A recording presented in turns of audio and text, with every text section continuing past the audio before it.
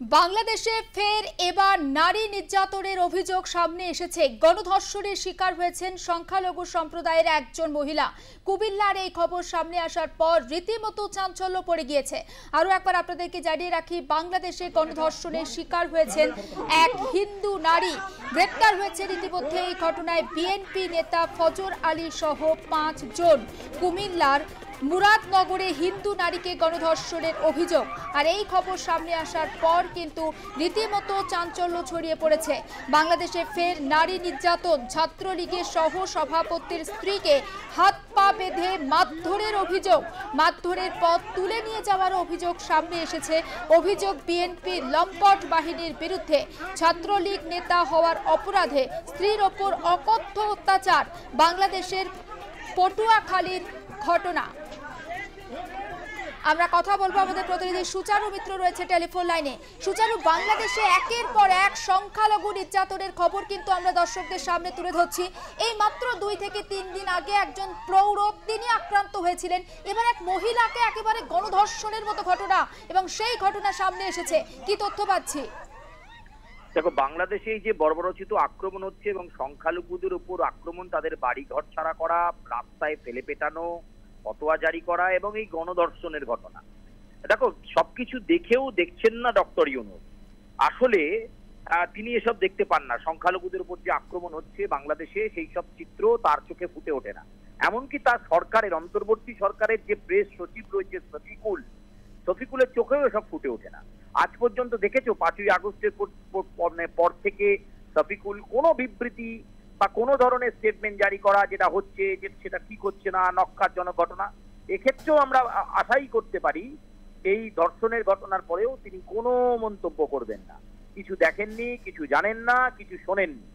আসলে বাংলাদেশের একটি ভাস্ট পার্টি, যেখানে যেখানে সংখ্যালঘু বেল্ট রয়েছে, এই রংপুর, এই চট্টগ্রাম, এই সমস্ত জায়গায় হিন্দুরা একেবারে কোণঠাসা অবস্থায় রয়েছে এবং সেখানে একেবারে মৌলবাদী শক্তির আক্রমণ লাগাতার চলছে। কখনো বাড়িঘর ভেঙে দেওয়া, কখনো মারধর করা, কখনো এই রেপের মতো ঘটনা, কখনো বাড়ির মূল পুরুষকে উধাও করে দেওয়া, এমন রাস্তায় ফেলে পোটানো। কিছুটা আগেই তুমি একটা গুরুত্বপূর্ণ রেফারেন্স টানলে, কয়েকদিন আগে তোমার সঙ্গে এই বিষয়ে কথা হয়েছিল, যে একজন প্রৌঢ়কে এবং তার ছেলেকে রাস্তায় ফেলে পেটানো হলো একটি ফলস কারণে।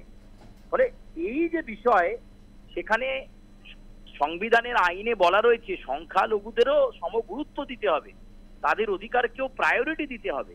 কিন্তু সেখানে সংখ্যালঘুরা ভয়ে রয়েছে এবং এই পরিস্থিতির কোনো পরিবর্তন নেই। ডক্টর ইউনূসও চান না যে এই পরিস্থিতির পরিবর্তন হোক।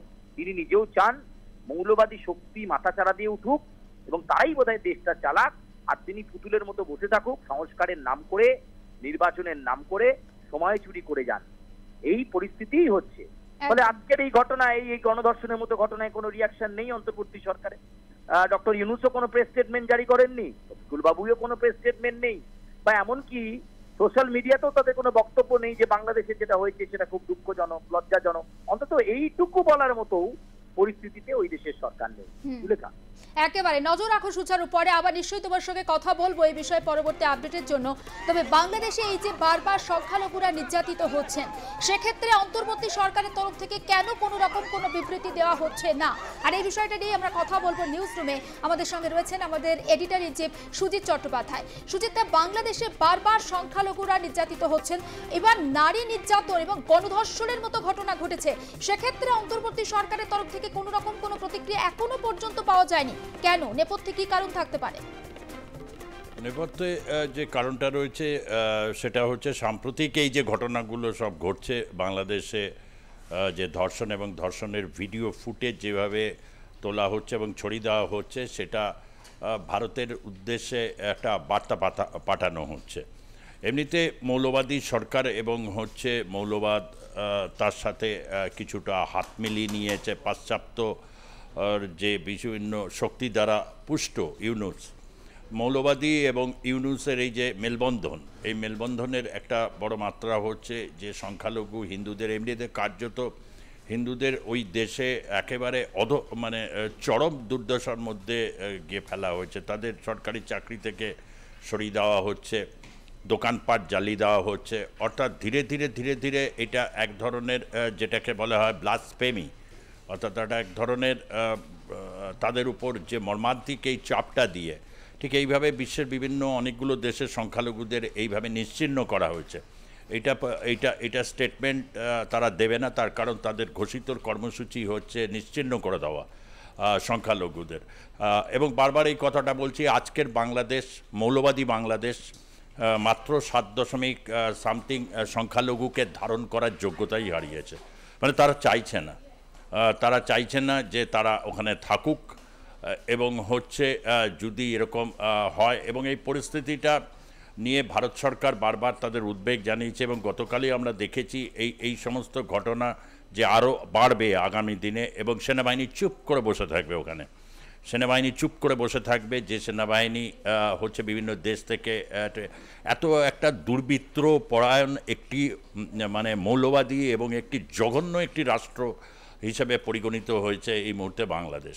এবং একজন মানে একটা কি ফজর আলী কি একটা আছে বিএনপির নেতা, এগুলোকে তারা মিলে একজন মহিলাকে মানে তার ধর্ষণ করছে, আরেকজন ছবি তুলে সেটাকে ভাইরাল করছে, বার্তা দিচ্ছে, ভাবছে বোধহয় এগুলোতে দেখলে মানুষ মানে ভয় পাবে, মানুষ হচ্ছে মেনে নেবে। তা তো হয় না, তা কোনোভাবেই এটা সম্ভব নয়। এবং যেভাবে এটা করছে গোটা বিশ্বের কাছে বাংলাদেশ এরকম নিন্দিত হওয়া, আজকে বিশ্বের কোনো পাশ্চাত্যের একটি দেশ আর বাংলাদেশের হয়ে সেভাবে কথা বলছে না।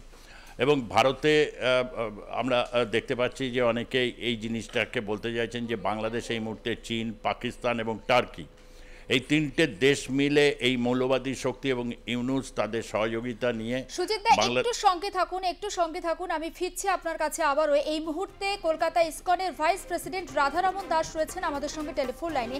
রাধারমন বাবু, বাংলাদেশের একটা খবর আমরা দেখাচ্ছি, এবং কুমিল্লাতে যেখানে হিন্দু নারীকে গণধর্ষণের মতো ঘটনা ঘটেছে, কিভাবে দেখছেন বিষয়টা? লাস্ট 15 থেকে 20 দিন থেকে আমরা দেখছি কি অনেক হিন্দু মহিলাদেরকে অপহরণ করা হচ্ছে। ইভেন যে নাবালিক মেয়েরা রয়েছে হিন্দু, ওদেরকেও জোর জবরদস্তি তুলে নিয়ে যাওয়া হচ্ছে, ধর্মান্তরণ করা হচ্ছে। এটা আমরা কালকে দেখলাম এই ভিডিওটা, এটা রথের ঠিক মনে হয় একদিন আগের ভিডিও। আর দেখছি কি কিরকম মহিলা চিৎকার করছে আর এত লোক গণধর্ষণ করছে। তো আমরা আজকে সকালেও আমি খবর পেয়েছি কি আবার এক মহিলা, ওর ডেড বডি পাওয়া গেছে, অন্য মহিলা। ওখানেও আশঙ্কা করা হয়েছে কি এরকম ওর সঙ্গেও রেপের ঘটনা হয়েছে। আবার এক হিন্দু দেখা যাচ্ছে কি ওকে মেরে ওর ডেড বডি পাওয়া গেছে, গলাতে তুলসী মালা, চেহারাটা একদম বোঝাই যাচ্ছে না। তো এই ধরনের ঘটনা লাস্ট 15 থেকে 20 দিনে অনেক বেড়ে যাচ্ছে আবার আগের মতো। এটা খুব দুঃখের কথা। আমরা এটাই আশা করি কি ওয়ার্ল্ড যে অন্য দেশরা এটা দেখছে, ওদেরকে বাংলাদেশকে বলতে হবে কি এটা থামানো দরকার। আর যে যারা এরকম আপনার ওদের সাহস দেখুন, ওরা ধর্ষণ তো করেছে, তার ভিডিও বানিয়ে সোশ্যাল মিডিয়াতে ওরা পোস্ট করছে। ওদের সাহস দেখুন কি ওরা নির্ভীক, ওরা জানে কি ওদের কিছু হবে না। তো এটা সব থেকে বড় দুঃখের কথা।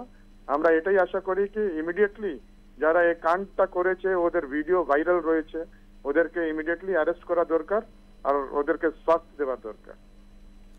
আরও একটা বিষয় একটু জানতে চাইছি আপনার থেকে, এই যে 15 থেকে 20 দিন আপনি বললেন যে নারী নির্যাতনের ঘটনা বাংলাদেশে বিভিন্ন প্রান্তে আরও বৃদ্ধি পেয়েছে, এবং উদাহরণও আপনি দিলেন। আপনার কি মনে হচ্ছে যে যত নির্বাচন বাংলাদেশে এগিয়ে আসবে, কবে নির্বাচন আমরা কিন্তু কেউ জানি না, তত এই ধরনের ঘটনা বৃদ্ধি পাবে?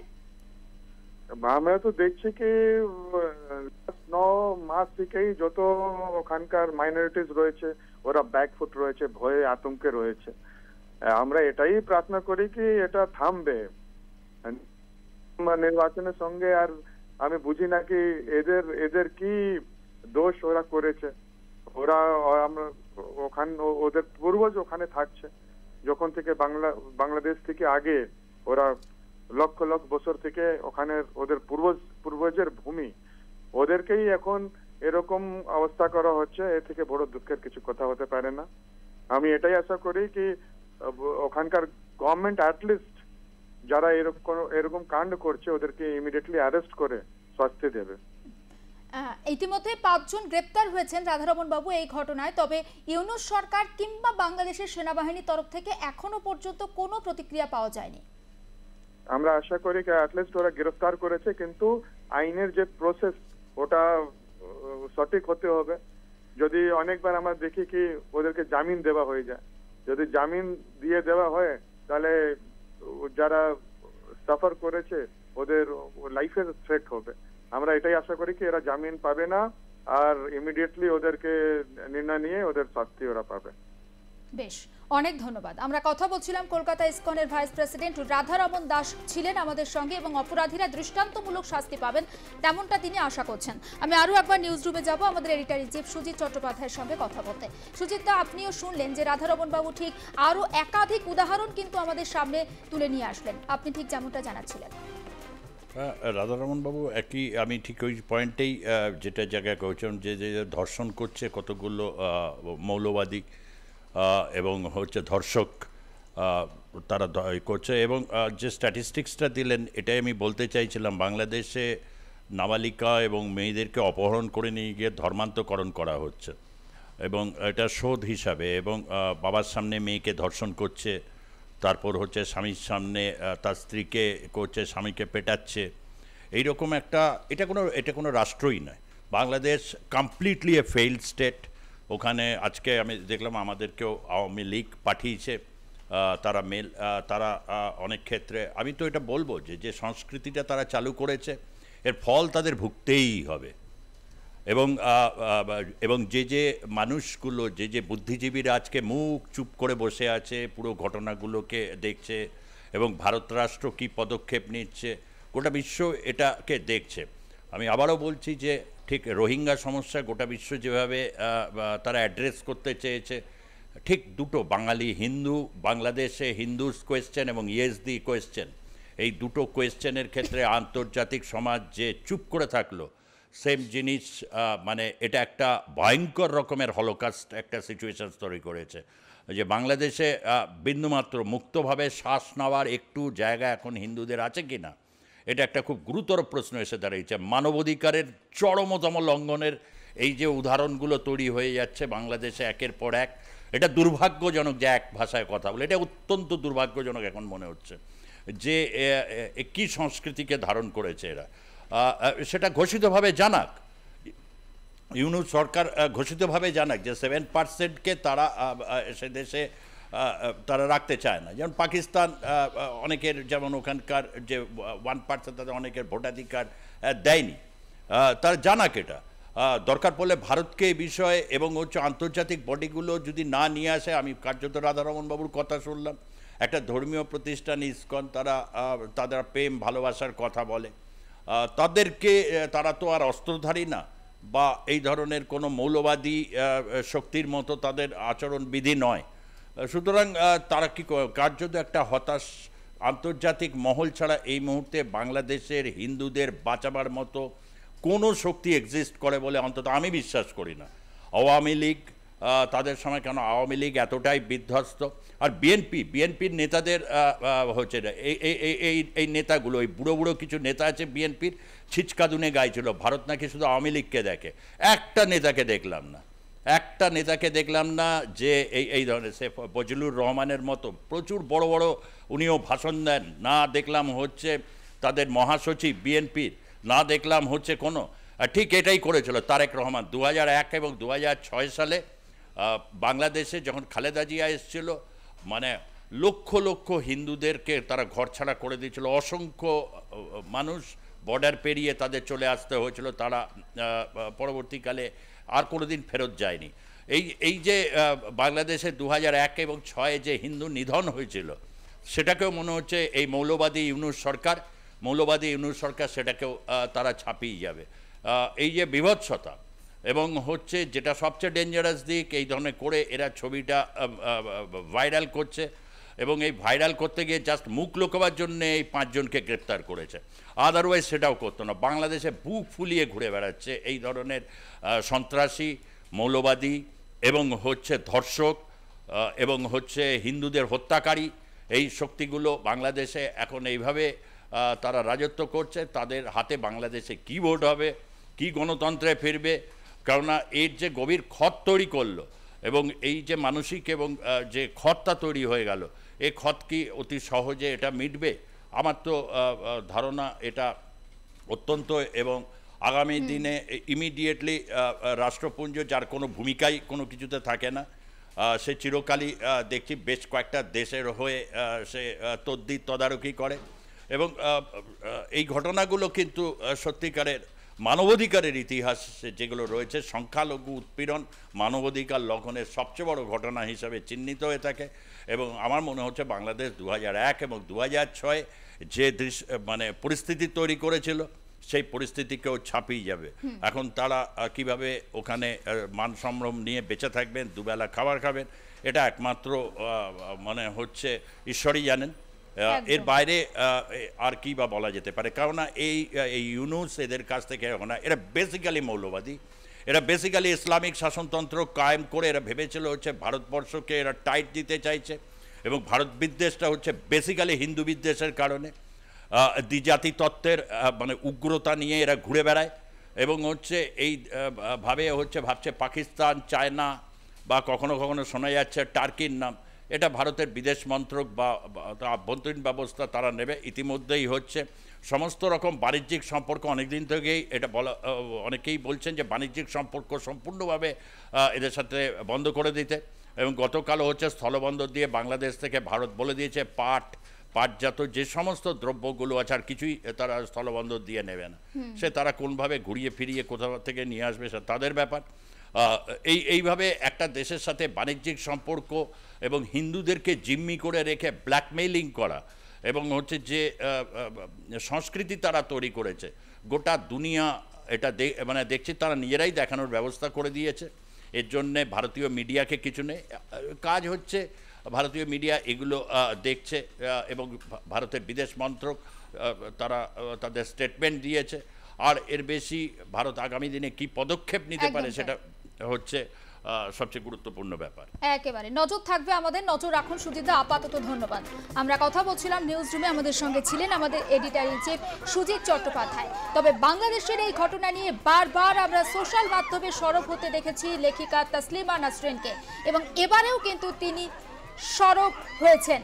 আরও একবার আপনাদেরকে জানিয়ে রাখি, বাংলাদেশে যেভাবে সংখ্যালঘু নারীকে তার গণধর্ষণের শিকার হতে হয়েছে, সেই ঘটনা নিয়ে এবার সরব হয়েছেন লেখিকা তাসলিমা নাসরিন।